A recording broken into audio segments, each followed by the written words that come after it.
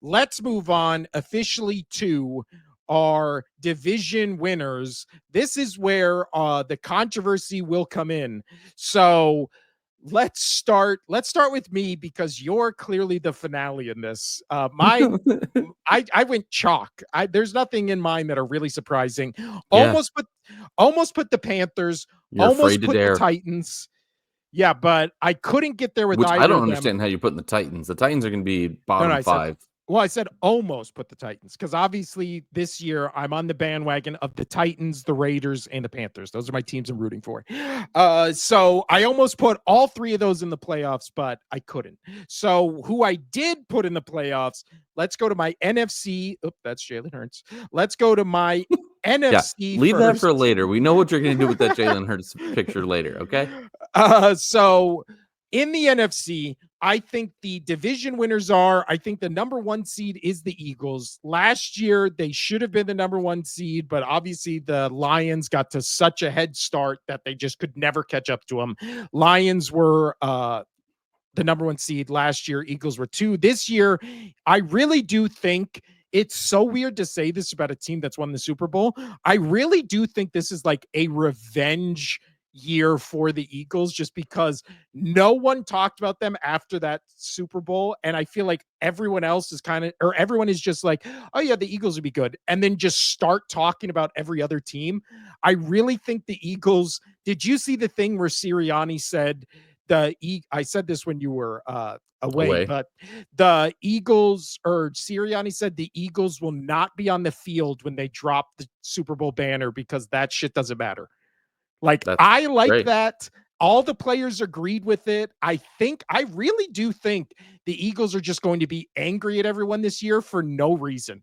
And it's going to be brutal. They're going to get to the Super I Bowl do just on like pure the rage. only thing I read about with the banner drop is you CD Lamb saying that it's going to give him motivation to play harder.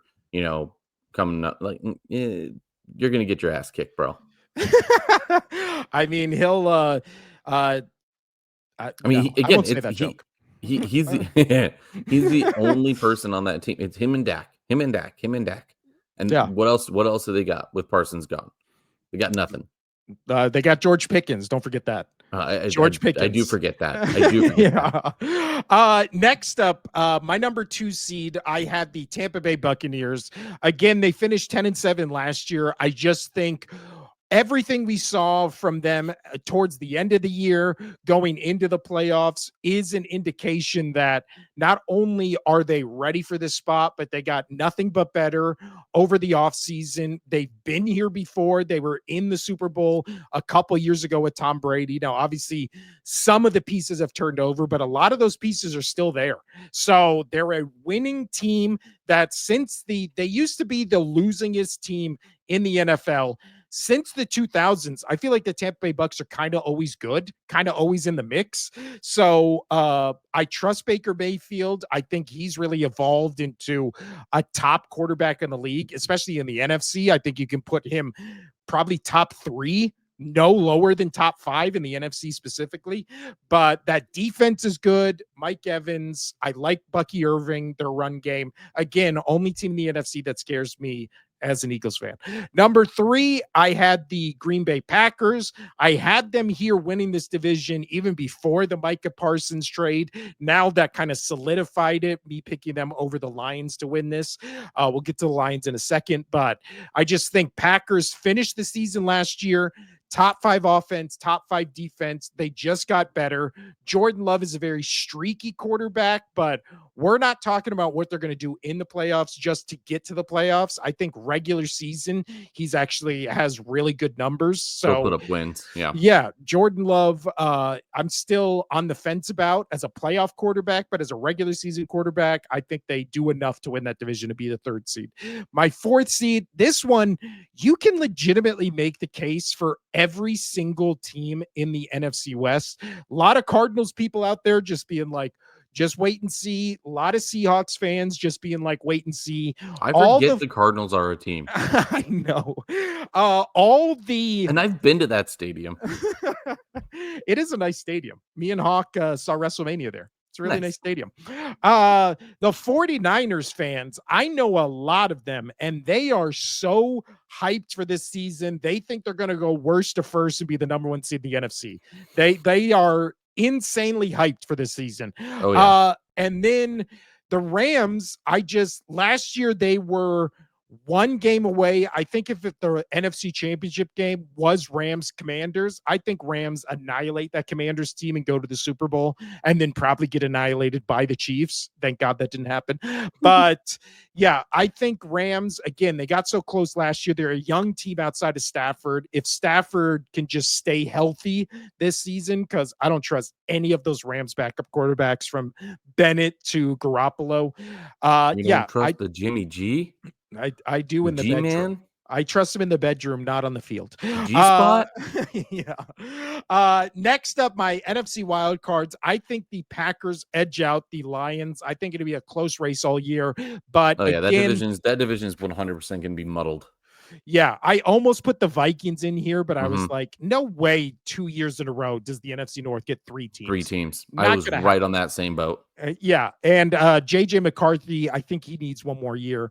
The Lions, obviously, the big talk about them is they lost both their coordinators. I think that's significant enough to drop them back in the win column, but I couldn't, in my brain, be like, it's enough to knock them out of the playoffs. There's no way this team goes from 15 wins last year to 9 this year. There's no way. This is still going to No be way. an 11-win team. 49ers, I had to put them in there just because I think Robert Saleh will improve this defense that last year was a shockingly good defense at the end of the year, despite being injury prone. However, they did lose all their guys. They did lose their entire defense. Yeah. So that's why I'm like, I can't have them winning the division. I think they get in as a 9-10 win team. Same with the Falcons. Last year, they were 8-9. And I also, this was just because I was like, I want to put some new blood in the playoffs.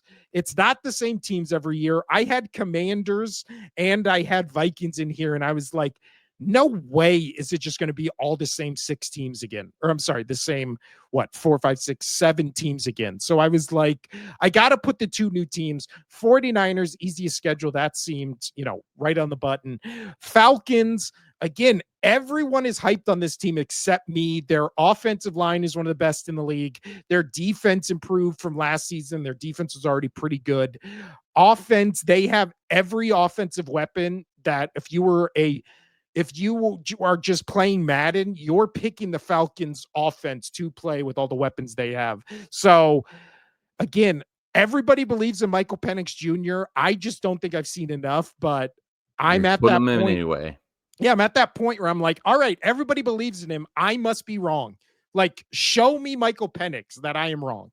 So there's my NFC teams. For those listening, 1 seed Eagles, 2 Bucks, 3 Packers, 4 Rams. The wild card teams are then Lions, 49ers, Falcons. The football oracle, which I have been called before, never dubbed myself that. Just the picks have done it for me. I've never been more unsure of an NFC pick. So also, if you in the comments or whatever, like disagree with this, like, yeah, I could also disagree with this in a day. Like, it's like this, there's so many teams and so many different combinations you can put in here that I would not disagree with. This is set in stone because it's my picks, but I'm not confident about this at all. Next up, Casino, your NFC picks, the same, except I think you have 2 different teams. Yes. So let's get to Casino. No, I think there's only one different team that I have 2 different teams. You're right. There's 2 different teams. Whew, yeah, buddy. You have I want your initial reaction. I think it's insane that you have the Seahawks in there, but their fans, they think they're also going to be there. So again, you trust Sam Darnold. It's not just that. That is a portion of it, but we're going to move into it. All right. So here we go. So with the number 1 seed, obviously Eagles, that is one of my hot takes for the year, that the Eagles are going to go undefeated until the Super Bowl and then lose in the Super Bowl, which is going to happen. Just call me the Oracle now. I will take over that Oracle blood from you. And then moving on into, I mean, we don't have to say any more about the Eagles. The Eagles are great, right?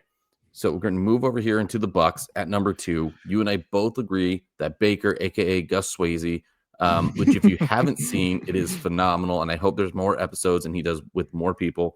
But Eli Manning, he did put together a wonderful prank show. If you're not familiar, he went into Penn State as Chad Powers, which is really good. They're making a movie about it, which is it got that popular, or a series or whatever it is. I think it is a movie. It's going to star the guy from Top Gun. What's Glenn Howard? I don't know. Anyway, but it's going to be funny. But anyway, so Baker Mayfield went under as a Gus Swayze, and he did a tour with Glenn Powell. Did a tour with a whole bunch of people, and I just like the confidence of Baker this year. I know that they lost some pieces with coaching. However, I just think he's that confident of a quarterback. That team is just built to win. They want to win. You kind of alluded to it back with Tom Brady, that team has that mindset since he's been there, and he just kind of made that team want to win consistently. So I'm going to put the Bucks at 2. My son sounds like he's waking up, sadly. This is going to be great. Packers at the 3 seed. And I agree with you. I had the Packers sitting 3 before the Parsons trade.